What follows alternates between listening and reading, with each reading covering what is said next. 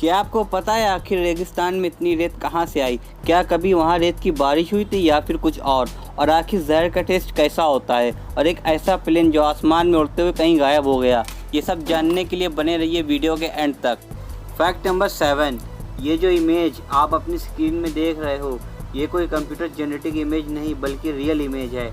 आतिफ सईद नाम के फोटोग्राफर ने इसे खींचा था। आतिफ सईद ये ठान लिए थे कि वो फ़ोटो खींच के रहेंगे। उन्होंने अपनी कार का दरवाज़ा खुला रखा था। उन्होंने जल्दी से फ़ोटो खींचा और दौड़कर कार में बैठ गए और दरवाज़ा अंदर से लॉक कर दिया। और ये इमेज कितनी अमेजिंग है, आप खुद ही देख सकते हैं। फैक्ट नंबर 6, आपने अपनी लाइफ में एक ना एक बार तो ये सोचा होगा कि जहर पीने से हम मर तो जाएंगे, पर जहर का टेस्ट आखिर कैसा होता है।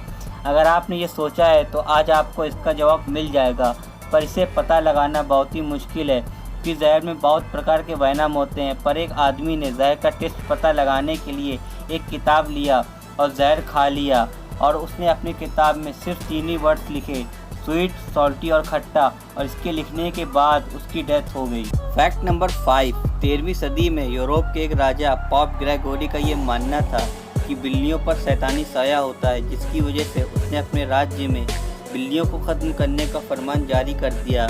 इस फरमान के बाद उस राज्य में सारी बिल्लियों को मार दिया गया। इससे वहाँ के राजा को शांति तो मिल गई, पर कुछ दिन बाद उस राज्य में चूहों की संख्या इतनी बढ़ गई कि पूरे राज्य में प्लेग जैसी महामारी फैल गई और पूरा राज्य शमशान घाट में बदल गया। इस फैक्ट से हमें ये तो पता चलता है कि दुनिया में हर चीज़ अपनी एक वैल्यू रखती है। फैक्ट नंबर 4, जापान में एक बार एक भूकंप आया जिसे मदर अर्थक्वेक के नाम से जाना जाता है। उस भूकंप में रेस्क्यू टीम ने एक औरत को मलबे के नीचे दबा पाया। जब रेस्क्यू टीम ने औरत को मलबे से निकाला तो पता चला कि वो मर चुकी है।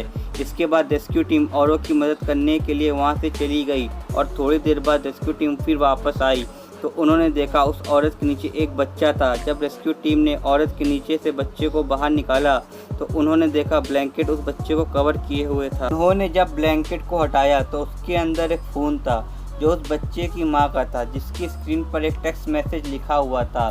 जो मैसेज उसने अपने बच्चे के लिए लिखा था, उसमें लिखा था, if you survive remember that I love you.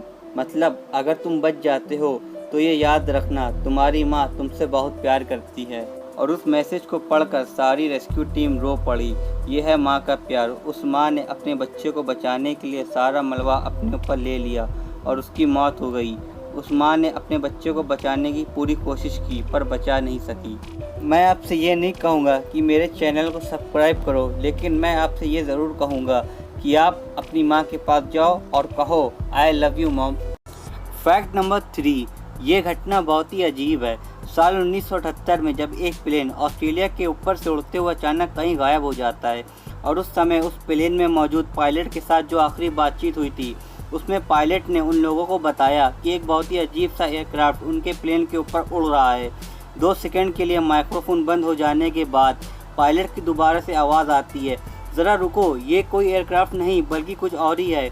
और इसके बाद वो प्लेन अचानक कहीं गायब हो जाता है। इस घटना के 3 दिन बाद उस प्लेन के सिग्नल दोबारा मिलते हैं, पर इसके सिग्नल अर्थ से ना मिलकर अंतरिक्ष से मिलते हैं। ये अब तक की सबसे मिस्टीरियस घटनाओं में से एक है। फैक्ट नंबर 2, अगर आप सोशल मीडिया प्लेटफॉर्म इंस्टाग्राम को यूज़ करते हैं तो आपको ये पता ही होगा कि आप इंस्टाग्राम पर किसी प्राइवेट प्रोफाइल को तभी देख सकते हैं जब आप एक दूसरे को फॉलो करे हो, अदरवाइज़ आप इंस्टाग्राम पर प्राइवेट प्रोफाइल नहीं देख सकते। लेकिन मुंबई के रहने वाले मयूर ने इसमें खामी ढूंढ डाली।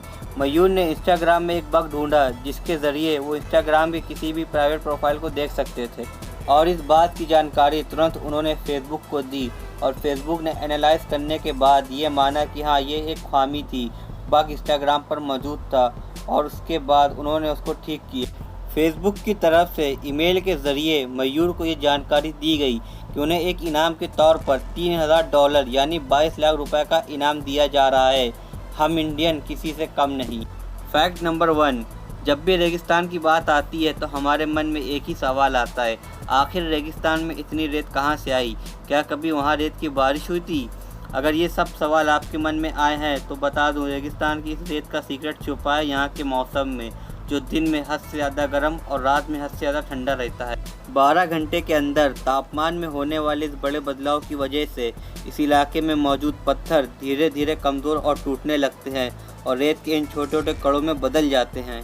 क्योंकि ये प्रोसेस 1 या 2 दिन नहीं बल्कि हज़ारों सालों तक चलता है, इस वजह से जो कण हम रेगिस्तान या बीच में देखते हैं वो हज़ारों साल पहले चट्टान, पत्थर, पेड़ पौधे कुछ भी हो सकते हैं, लेकिन मौसम के मार के चलते वो इन छोटे छोटे कणों में कन्वर्ट हो गए। ये वीडियो आपको कैसा लगा नीचे मुझे कमेंट्स करना, वीडियो को लाइक और शेयर करना। अगर आपको वीडियो पसंद आई हो तो चैनल को सब्सक्राइब करके बेल आइकन दबा देना, क्योंकि मैं आपके लिए ऐसी ही इंटरेस्टिंग वीडियो डालता रहता हूँ।